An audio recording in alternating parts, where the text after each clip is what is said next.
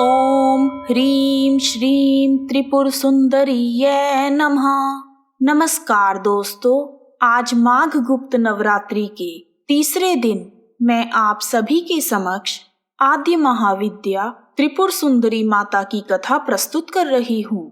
आइए शुरू करते हैं। जयकारा महामाई दा, बोल साचे दरबार की जय।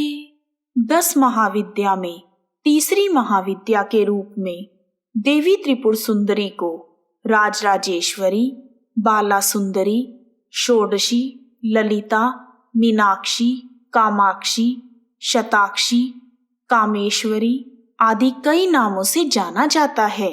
देवी त्रिपुर सुंदरी शांत मुद्रा में लेटे हुए सदाशिव की नाभि से बाहर आए हुए कमल आसन पर विराजमान हैं। माँ त्रिपुर सुंदरी की 4 भुजाएं, 3 नेत्र और मस्तक पर अर्धचंद्र विराजमान है। वह अपनी भुजाओं में पाश, अंकुश, धनुष और बाण धारण किए हुए हैं।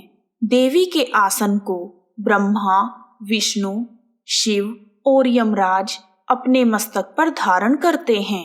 सौंदर्य प्रदान करने वाली देवी त्रिपुर सुंदरी अपने भक्तों की सभी मनोकामनाएं पूर्ण करती हैं, उनकी हर विपत्ति को दूर करती हैं और उन्हें अभय प्रदान करती हैं। माँ त्रिपुर सुंदरी की पूजा से श्रेष्ठ गुणों का विकास होता है, व्यक्ति में साहस आता है, उसे आत्मिक बल मिलता है और यश कीर्ति की प्राप्ति होती है। माँ त्रिपुर सुंदरी को अनार का भोग लगाने से देवी प्रसन्न होती हैं और बौद्धिक विकास प्रदान करती हैं। त्रिपुर सुंदरी देवी के 3 रूप हैं, माँ बाला सुंदरी, माँ षोडशी और माँ ललिता। बाला सुंदरी के स्वरूप में माँ भगवती 8 साल की एक सुंदर कन्या हैं और माँ षोडशी के रूप में देवी त्रिपुर सुंदरी 16 वर्ष की कन्या हैं और माँ ललिता के रूप में त्रिपुर सुंदरी माँ अपनी युवा अवस्था में हैं। पौराणिक कथाओं के अनुसार भगवान शिव देवी सती के वियोग में अपने सभी कार्यों को छोड़कर समाधि में लीन रहते थे, जिस कारण सृष्टि के संचालन में बाधा उत्पन्न हो गई थी। दूसरी ओर तारकासुर ने ब्रह्मा जी से वरदान प्राप्त किया कि उसकी मृत्यु भगवान शिव के पुत्र द्वारा ही होगी। समस्त देवताओं ने भगवान शिव को ध्यान से जगाने के लिए कामदेव और उनकी पत्नी देवी रति को कैलाश भेजा। कामदेव ने कुसुम नामक मोहिनी बाण से भगवान शिव पर प्रहार किया, जिसके परिणाम स्वरूप शिव भगवान का ध्यान भंग हो गया। ध्यान भंग होने के कारण भगवान शिव को क्रोध आ गया और उनका तीसरा नेत्र खुल गया। उनके तीसरे नेत्र से उत्पन्न अग्नि ने कामदेव को जलाकर भस्म कर दिया। तब कामदेव की पत्नी रति द्वारा अत्यंत विलाप करने पर भगवान शिव ने कामदेव को पुनः द्वापर युग में भगवान श्री कृष्ण के पुत्र के रूप में जन्म लेने का वरदान दिया और वहां से अंतर्ध्यान हो गए। सभी देवताओं और रति के जाने के बाद एक दिन गणेश ने कौतूहलवश उस भस्म से पुरुष की आकृति बनाई। थोड़ी ही देर में उसमें प्राणों का संचार हो गया और वह कामदेव की तरह एक सुंदर बालक बन गया। उसे देखकर गणेश भगवान ने उसे गले लगा लिया और कहा, तुम भगवान शंकर की स्तुति करो। उस बालक ने गणेश जी की आज्ञा का पालन किया और उसकी स्तुति से प्रसन्न होकर भगवान शंकर ने उसे वर मांगने के लिए कहा। तब उसने वरदान मांगा कि मैं देवता आदि किसी प्राणी से ना मारा जाऊं। शिव शंकर भगवान ने उसे मुंह मांगा वरदान देकर अपने भोलेनाथ नाम को सिद्ध किया और उसे दिव्य अस्त्र शस्त्र भी प्रदान किए। उन्होंने उस सुंदर बालक को 60,000 वर्ष का राज्य भी दिया। यह सब देखकर ब्रह्मा जी ने उस बालक को भंड भंड कहा। तभी से उस बालक का नाम भंड पड़ गया, जिसका अर्थ है नाटक करने वाला। भंडासुर के वरदान मिलने की बात थोड़ी ही देर में सभी दिशाओं में फैल गई। दैत्य गुरु शुक्राचार्य यह समाचार पाकर भंडासुर के पास आए और उसका अभिषेक कर उसे दैत्यराज घोषित कर दिया। शुरू में भंडासुर भगवान शिव की पूजा अर्चना करते हुए उनके आदेश के अनुसार कार्य करता था। उसके अनुयायी दैत्य भी धर्म का ही अनुसरण करते थे, परंतु शिव भगवान के क्रोध से उत्पन्न होने के कारण भंडासुर तमोगुण से संपन्न था। धीरे धीरे वह माया की चपेट में आ गया और तीनों लोकों पर भयंकर उत्पात मचाने लगा। उसके बाद भंडासुर ने स्वर्ग लोक पर आक्रमण कर दिया। तब भयभीत देवता नारद मुनि की शरण में गए और उनसे इस समस्या का निवारण पूछा। तब देवर्षि नारद ने सभी देवताओं को आदि शक्ति की उपासना का परामर्श दिया और उसकी विधि भी बताई। देवताओं ने शीघ्र ही नारद जी के आदेश का पालन किया और हिमालय पर्वत पर जाकर आदि शक्ति की उपासना करने लगे। इधर दैत्य गुरु शुक्राचार्य भंडासुर के पास गए और उसे सावधान करते हुए कहने लगे, देवता अपनी विजय के लिए हिमालय पर्वत पर आदि शक्ति की उपासना कर रहे हैं। यदि आदि शक्ति ने उनकी सुन ली तो तुम्हारा विनाश निश्चित है। तुम कुछ भी करके देवताओं की पूजा में विघ्न डालो। दैत्य गुरु शुक्राचार्य की बात मानकर भंडासुर ने अपनी सेना के साथ हिमालय पर्वत पर चढ़ाई कर दी। मां अंबे भवानी ने अपनी शरण में आए हुए देवताओं की रक्षा के लिए ज्योति की एक दीवार खड़ी कर दी। जब भंडासुर ने उस दीवार को देखा तो वह क्रोध के मारे जल उठा। उसने दानवास्त्र चलाकर उस दीवार को तोड़ दिया, परंतु वह दीवार दोबारा से फिर खड़ी हो गई। तब भंडासुर ने कई प्रकार के अस्त्रों शस्त्रों का प्रयोग कर उस दीवार को फिर से तोड़ा, परंतु वह दीवार फिर से खड़ी हो गई।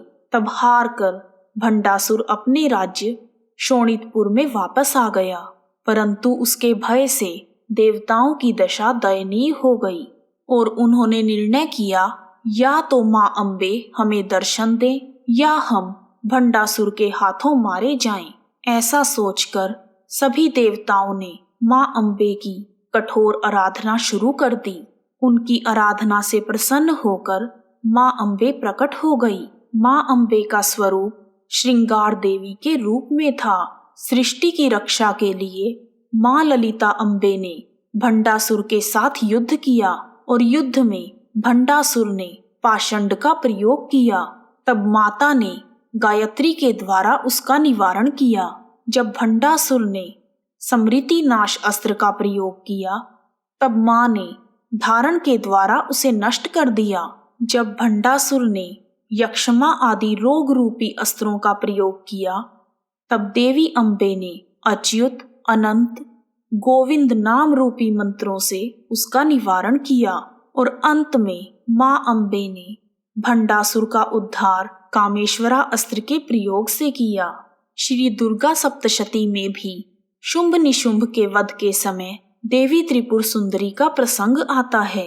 अंबिका देवी अपने अप्रतिम सौंदर्य की छटा बिखेरते हुए हिमालय पर्वत पर विराजमान हैं। असुर माता का सौंदर्य देखकर मोहित हो गए और उन्होंने शुंभ निशुंभ के पास जाकर कहा कि आपके पास इस संसार के सभी रत्न हैं, परंतु यह स्त्री रूपी रत्न यदि आपको मिल जाए तो आप धन्य हो जाएंगे। तब शुंभ और निशुंभ ने चंडमुंड को देवी के पास भेजा। चंडमुंड ने मां अंबे के पास जाकर कहा कि आप शुंभ और निशुंभ में से किसी एक का वरण कर लो। तब देवी ने कहा, जो मुझे युद्ध में परास्त करेगा मैं उसी का वरण करूंगी। परिणाम स्वरूप शुंभ और निशुंभ का देवी से भयंकर युद्ध हुआ और देवी के हाथों चंडमुंड और शुंभ और निशुंभ का वध हुआ। जयकारा महामाई का, बोल साचे दरबार की जय। आइए अब हम देश भर में त्रिपुर सुंदरी माता के मंदिरों के बारे में बात करते हैं। मां त्रिपुर सुंदरी का मंदिर त्रिपुरा राज्य में उदयपुर शहर से 3 किलोमीटर दूर स्थित है। यह मंदिर भारत के 51 महापीठों में से एक है। पुराणों के अनुसार जब शिव भगवान अपनी पत्नी सती के जलते हुए शरीर को लेकर विलाप करते हुए सभी ओर घूम रहे थे, तब जहां जहां माता के अंग और आभूषण गिरे वहां वहां शक्तिपीठ निर्मित हो गए। इस शक्तिपीठ में सती के दक्षिण पाद का निपात हुआ था। इस शक्तिपीठ को कूर्भ पीठ भी कहा जाता है। इस मंदिर का निर्माण महाराज धन्य माणिक्य के शासन काल में 1501 ईस्वी के दौरान करवाया गया था। एक रात माणिक्य राजा को मां त्रिपुर सुंदरी ने स्वप्न में दर्शन दिया और कहा कि चिंता गांव के पहाड़ पर उनकी मूर्ति है जो उन्हें वहां से आज ही लानी है। स्वप्न देखते ही राजा जाग गए और उन्होंने सैनिकों को जाकर रात को ही मूर्ति लाने का हुक्म दिया। सैनिक मूर्ति लेकर लौट ही रहे थे कि माता बाड़ी पहुंचते पहुंचते सूर्योदय हो गया और माता के आदेश के अनुसार वहीं पर देवी त्रिपुर सुंदरी का मंदिर बनवाकर मूर्ति स्थापित कर दी गई। बोलो त्रिपुर सुंदरी माता की जय। त्रिपुर सुंदरी माता का दूसरा प्रसिद्ध मंदिर राजस्थान में उमराई के छोटे से गांव में स्थित है।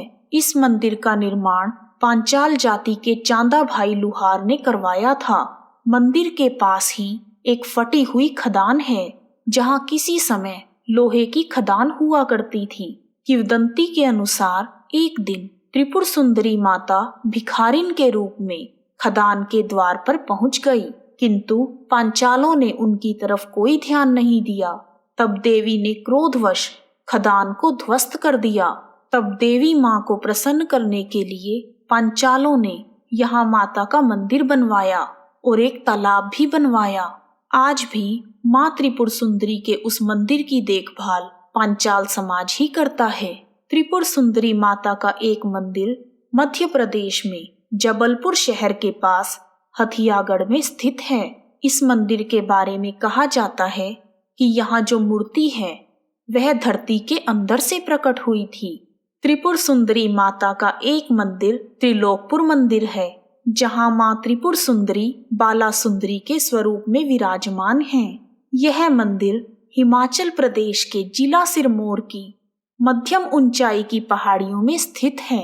इसकी स्थापना 16वीं शताब्दी में नाहन के राजा के द्वारा करवाई गई थी। एक कथा के अनुसार 1573 में महामाया बाला सुंदरी उत्तर प्रदेश के जिला सहारनपुर से नमक की बोरी में त्रिलोकपुर आई थी। एक बार त्रिलोकपुर और नाहन रियासत में नमक का अभाव हो गया था और ज्यादातर नमक सहारनपुर से लाना पड़ता था। लाला रामदास जी जब भी सहारनपुर जाते तो मां शाकंभरी देवी और देवी भगवती त्रिपुर सुंदरी जी के दर्शन भी अवश्य करते थे। उनकी भक्ति से प्रसन्न होकर मां उनकी नमक की बोरी में उनके साथ यहाँ आ गई। लाला रामदास जी की दुकान त्रिलोकपुर में पीपल के वृक्ष के नीचे हुआ करती थी। उन्होंने सहारनपुर से लाया हुआ सारा नमक अपनी दुकान में रख लिया और बेचते गए, मगर नमक खत्म ही नहीं हुआ। लाला जी उस पीपल के वृक्ष को हर रोज सुबह जल देकर उसकी पूजा करते थे। उन्होंने नमक बेचकर बहुत पैसा कमाया, लेकिन एक दिन वह चिंता में आ गए कि यह नमक खत्म क्यों नहीं हुआ।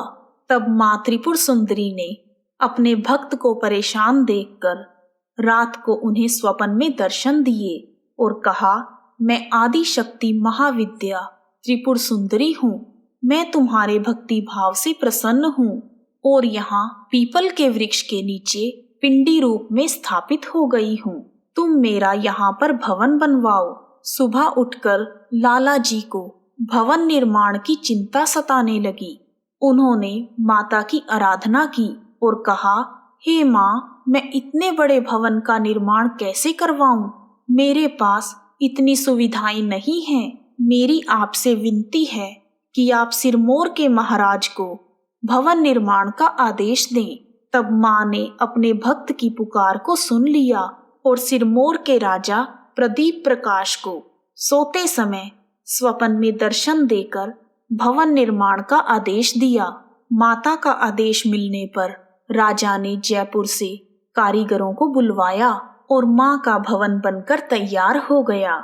माँ के इस पावन भवन में श्रद्धालु दूर दूर से दर्शन के लिए आते हैं और समय समय पर वहां विशाल भंडारे और जागरण का आयोजन किया जाता है। बोलो बाला सुंदरी मैया की जय, त्रिपुर सुंदरी माता की जय। इस प्रकार माँ त्रिपुर सुंदरी की कथा पूर्ण हुई।